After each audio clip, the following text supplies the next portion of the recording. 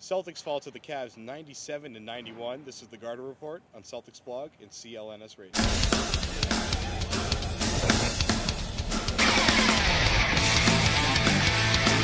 Garter Report. My name is Jared Weiss. With me, as always, Evans Clinchy and Jimmy Toscao, and a new member of the crew tonight, the co-owner of CLNS Radio, my site, Nick Gelso. Thanks for coming onto the show, buddy. Pleasure to be here, my man. Here with you. Your hands are pretty sweaty. They are. Well, I'm a little nervous. We're going to talk about the sitting game. next to Jimmy. How could I not wipe this off on your sweater? Blame him. So we're going to talk about the game. We're going to talk about what Doc and Jet said after the game about facing the Heat. We finally got them to say something. So we'll hear from them. We'll go around the league. We talked to Kyrie Irving after the game, or before the game actually, and we'll actually take a look at the rebounding numbers, just like we did last time. So we'll start on that.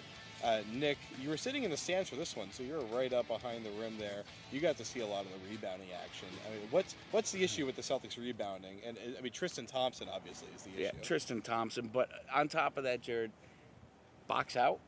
They don't box out. Mm-hmm. I mean, they reach. The only guy that really boxed out tonight was SHAVLIK Randolph. Everybody else kind of reaches. They don't shuffle for a position. They're not aggressive on the boards, and it's been the story all season long. Same story. We could repeat the same show over and over. Good. This is actually a clip from 2 weeks ago. It is. We're fooling you. Yeah, and that's the truth. They need to box out more. They were dominated on the boards. And again, if Doc is going to preach pace, fast pace, what's the most important thing? Rebounding, outlet passing. Tonight, out-rebounded 58-42. That's the story. Yeah, and Jimmy, I mean, they weren't getting the offensive, or they were giving up too many offensive rebounds, so they weren't getting into transition enough. And they talked about that after the game. Cleveland 15-8 on fast break points. I mean, that was a 7-point difference, and they won by 6 points. So, I mean, was the transition game the big issue for them offensively? A little bit, and it's kind of interesting when you look at the numbers. I mean, the Cavs didn't shoot great. I mean, they shot 40% for the night, even lower than that in the second half. So you'd think with all those misses, you'd be breaking out off those misses and getting out. But like you said, they're not a great rebounding team. I mean, the Cavs get in there for some offensive boards, for some second chance points. The game was too slow, I think, for the Celtics at some points in the game. And the other thing that we didn't touch upon is, you know, without Pierce and Garnett, they really needed guys like Green and Bradley to step up and push the pace. Well, those guys were in foul trouble all game, so they really couldn't be as aggressive as they wanted to be for a lot of the game, especially in the first half when both those guys picked up 2 early fouls. Yeah, I mean, you really touched on something talking about transition, because both teams shot poorly. They're both identical, 36 for 89, 40%. So there's a lot of missed shots, a lot of opportunities for rebounds. And the Celtics got some boards, and they just kind of like sit around and then move the ball to the floor slowly, and then Jason Terry would chuck a 3 and miss. The Cavs would get rebounds, and they would get in transition, they would run, and they would get buckets in transition. The Celtics just weren't having any kind of activity to get to the rim. They were just kind of marching up the floor nice and slow and then chucking a jumper. It's you know, they look like an old, slow team right now because they kind of are one. And that's what happens when you're an old, slow team against a young, fast team like Cleveland. You're going to get smoked in terms of transition scoring. And one big surprise was that Kyrie Irving did not have a very good offensive game. He had a bad offensive game. Let's hear what Doc had to say about that after the game. You think you're going to win a game when Kyrie goes 4 for 20. He did make 2 big ones, I think, down the stretch, because that's what he is. Evans, Kyrie goes 4 for 20, and Doc said you're supposed to win when that happens. Yeah, you are. It's true. And you know, last time they saw Kyrie Irving was back in January, and Rondo was guarding him, and he went off for 40, and they didn't beat him then either. You know, this game, you got Avery Bradley on Kyrie Irving, and Bradley did a great job. I think Irving made 2 threes. One was in transition, and one was off an inbound play. Bradley wasn't guarding him either time on either one of those shots. Basically, there were 0 times where Kyrie scored on Avery Bradley. So it's really impressive defense, but yeah, just the rest of the team didn't really do enough defensively to stop the Cavs as a team. You know, you can't just stop one guy and win the game. It's got to be a team effort. The thing about Irving, and like you said, I mean, Bradley did a really good job on him for most of the night, but when Bradley went out at the game in the fourth quarter with that injury, which was the bruised collarbone, he comes back, and right as he comes back, there's Kyrie Irving on the court, hits that like small little fadeaway jumper to put the Cavs up, I think put them up by 8 or something like that, just enough to really like end the game and end the Celtics threat. So, I mean, that goes to show the type of player that Irving is. Like when he has an opening, when he sees the chance, you know, for him to make a difference, you know, he made the difference. And after a terrible shooting night, for him to come through like that, you know, speaks volumes about him. So, Gelso, let's do boxing out. What's your stat of the night? Tristan Thompson, 17 rebounds, Jared, on a night where Cleveland completely devastated Boston on the boards. Another team beats up on Boston, 17 rebounds. That's my stat of the night. He beat up on Jeff Green and Brandon Bass together. He out-rebounded 2 of our frontline players and made a fool out of our team again on the boards. So that's my stat of the night. That's a damn good stat. I know, Jimmy. Proud of you for the Jimmy. stat. I know. My stat is Thank a you. little more, just as much depressing, I would say. The Celtics shot 32.6% tonight in the second half. They had a really good first quarter shooting. I don't have that number off the top. Shame on me. But I think it was in the 60% in the first quarter. And then after that, it was just slowly downhill. I mean, they only scored 39 points in the second half. So despite playing decent defense in the Cavs in the second half, they didn't play any better offense. So that's why they lost. 13 for 21, 62% I knew first it quarter was shooting. 60 plus. That's pretty good. Evans, number. Hit me. I think I already mentioned this, but 36 of 89. The fact that both teams shot identical, I think that's a really cool stat. You don't see it very often. Yeah. But when 2 teams shoot identical, it's going to come down to rebounds and second chance points, and of course Cleveland had a lot more of those, so that was the difference in the game. I mean, Or 3-pointers Also that. in free throws. yeah, I mean, I thought that was the coolest number of the night, as long as we got it out there. But for What does me, it mean? For me, the fast break points, 15 for the Cavs, only 8 for the Celtics. And I mean, you look at the efficiency. Celtics go 3 for 6 on fast break. Cleveland 7 for 9. So there wasn't a drastic difference as far as how efficient they were. But the big difference was the opportunities. Was that the offensive rebounding for Cleveland, it just prevented the Celtics from getting into transition.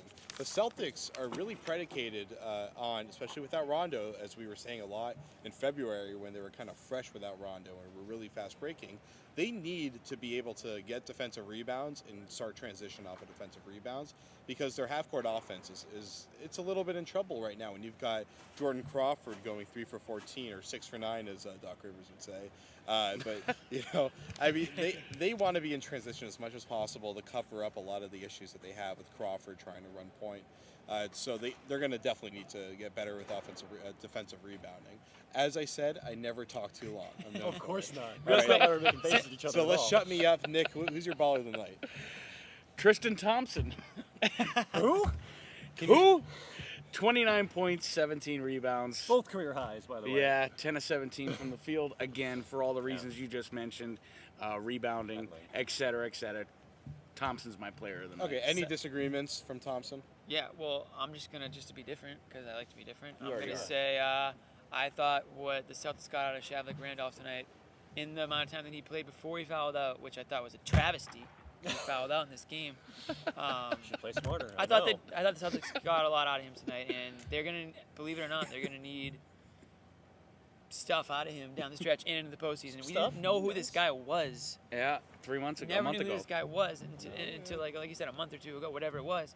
And now, like, they actually need him to do stuff for them. But Jimmy, also too, in the he's postseason. adding energy off the Oh, bench, yeah. and he's adding energy to the Garden. Right. The No, I Garden mean, gets excited when he's in the game. He's doing what Doc wants, like Chris Wilcox to do, which is Right. like be a Said as presence much, down yeah. low, Yep. box out, simple things like that. And He's the only guy boxing out. and they got, and honestly, what they got 16 points out of him tonight, which that might be a career high for Randolph, but It is. it is. It's a career high for him, and they didn't expect any points from him. They just want him to go in there and be a force and be a presence and energy. grab rebounds. So, Yeah. I mean, anything you get out of him in the points department is a bonus. So he's my silver lining player of the game. But just you were saying that he's a crowd favorite. The crowd loves 3 things: they love dunks, they love threes, and they love offensive rebounds. Yep. And he gives them one of those. What about things. white people? They I love was those going things. They do there, love white Scal. people. I was- Somebody had to say it right. Yeah, yeah, Let's yeah. be honest. I thought you were going to say that, but Yeah, one of the 3 things had to be. Okay, I was whatever. thinking it, but I didn't say it. Yeah, okay. All right, so Thompson for They love- you. Any love all fight on that one? Screw it. I'll go Avery Bradley. I know he's been a terrible offensive player, but the fact that he held Kyrie Irving to 4 of 20 shooting, 4 of 20, he's Kyrie Irving.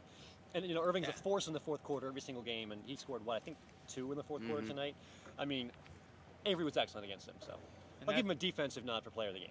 yeah. All right, And that's let's- why you take the bad shots, because he, creates so many bad shots on the other way. Yeah, if you could meld the offensive Jason Terry with the defensive Avery Bradley, you'd have the best guard in NBA history. Yeah. But you can't, so here we are talking about the defense. You would Avery, have not the- you would have Jeff Green. Yeah, it's There you go. Great That- segue. Why isn't somebody investing in these hypothetical NBA clone experiments that everybody always talks about? I don't know. They We might gotta get the aliens from Space Jam. I'm sure they have technology they can lend us. That The Monstars are light years ahead of us in player development. What did I get myself into here with you guys? yeah, I'll good tell you question. what. All right, well, Moving on, if we even can. let's go around the league. Let's kind of step back, and we're going to take a look at the playoff standings because we haven't really done that too much so far. The Celtics have always been kind of saying they're not looking at seeding. Doc Rivers says he never looks at the standings, all that kind of stuff. Well, apparently he knows what the standings are because he was asked about it after the game. And let's see what he said. And then we talked to Jason Terry. Let's see what Jason Terry said. I know we're in the 7th spot. I know we want to stay out of the 8th spot. So that is a concern about, avoiding, you would like to avoid Miami. Yeah, of course we would. I mean, but if we play them, we'll be ready. Well, he intimated that you guys would not want to face Miami in the first round. I know you've been vocal about your distaste for Miami so far this year. Yeah, I don't care when we play them. We could play them in the summer league, rec league. It don't matter. That's just a special rivalry for me, and should be for everybody else in this locker room. So. At one point or another, if we do what we're supposed to do, we will play them. So Evans, they're not adverse to playing the Heat, but they finally admit what everybody's been saying for a while now. They obviously don't want to see the Heat, but there's not really a great option as opposed to facing the Heat. I think this team's been confident all year that they're better than the 8th seed in the East. They're not afraid of the Milwaukee Bucks, and they're up 2 games on them, 2.5, I think, 2 in the loss column. I mean, they're not really in danger of losing that 7th spot. Milwaukee's got a tough schedule. They got to finish the season with, I think, Denver and OKC. I mean, they think they're going to finish 7th. They think they're probably going to play the Knicks or the Pacers, and they're right. Like, it's probably going to be Indiana or New York, and they're preparing for that eventuality, and that's where they are.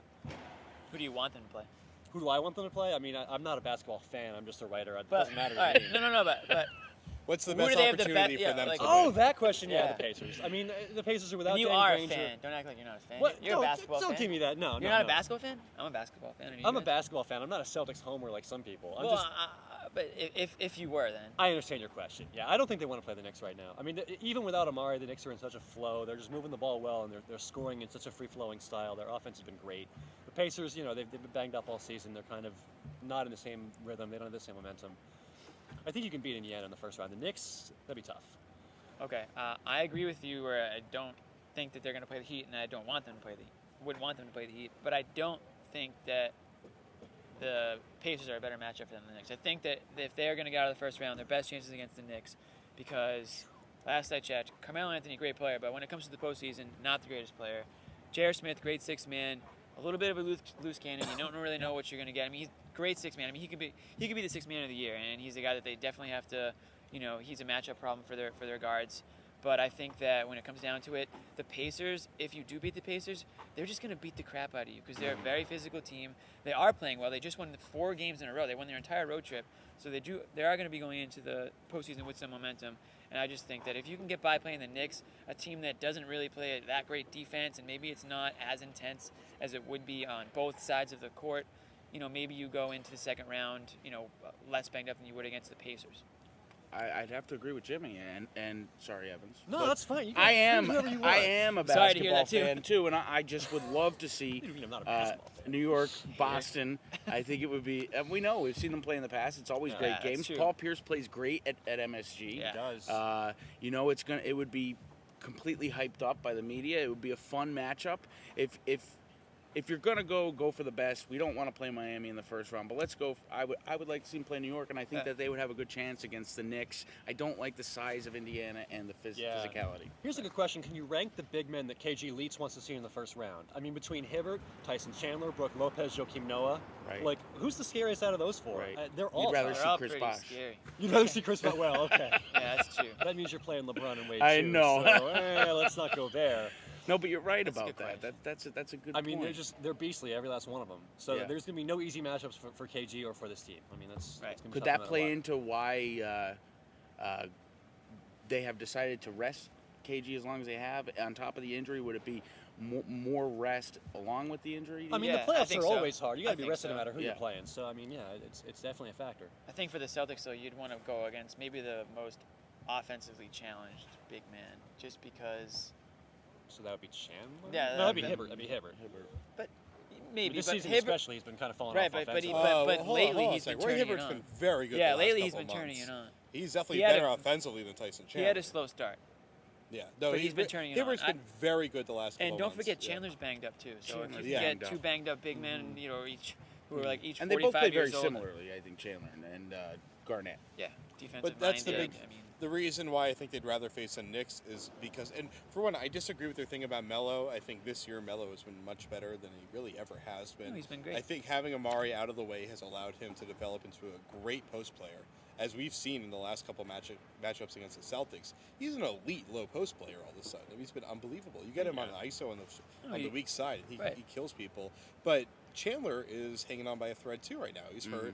The Knicks are kind of hanging on to their players right now, very tightly. And they're an old team. Yeah, They're winning 11 in a row with these players hanging on. So it's true, but when you get to the playoffs, I don't count 11 in a row in March and April as strongly as I would for most of the year, especially because they're facing teams like the Celtics or the Heat, where only half the guys are playing right now. The Heat hasn't played their starting lineup in like 2 weeks now. When is Spoelstra going to get fined? Never. Oh, never.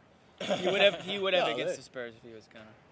Yeah, no, the Heat can do whatever they want. The Heat can just like not show up for the game, and the other coach will get. And they'll fined probably for still it. win. Yeah, exactly. Don't get me started. We'd have to go another 45 Oh, minutes. we're close here. to 45 minutes, I'm sure, by now. It's the Oh, longest Garden Report in a couple of weeks. We want to leave you with one last gem before we go. Jimmy Toscano was able to get Uncle Jeff just a beautiful reaction. We'll just let you see it on the tape. We'll play the question for you, too. So for Evans Clinchy and Jimmy Toscano and my boss, Nick Gelso, thanks for coming on the show. The boss. Guys, Quick thanks for side having me. announcement, exciting announcement today to make. CLNS Radio has completely revamped the site, and we launched today. Brand new, beautiful layout. Some pretty Sexy. Yeah, it is sexually enticing for a website. I'm It makes surprised. even us look good. I'm very surprised. But go check out the new CLNSradio.com. It looks absolutely fantastic. The Garden Report always up on the top of the front page. It's a great news site. I'm really excited to get to be a part of it. Thrilled. And I put up a new picture on my profile, so you'll get to enjoy All that. the more reason Yay. to So we'll tune see. in. We'll see you on Sunday when the Celtics face the Wizards. They fall tonight, 97-91 to the Cavs. Celtics blog, CLNS Radio. We're out of here. Later. Jeff, yesterday KG said that he thinks that you could be one of the best players ever. You said that? Yeah. What's your reaction to that? And Wow. yeah, and he said that. He said ever. Michael Jordan Hill? You up there with him? Wow. I mean, coming from KG, man, is, a lot of respect. Somebody who I look up to. Somebody who I, try to follow his footsteps. I've watched him since day one, since I've been here.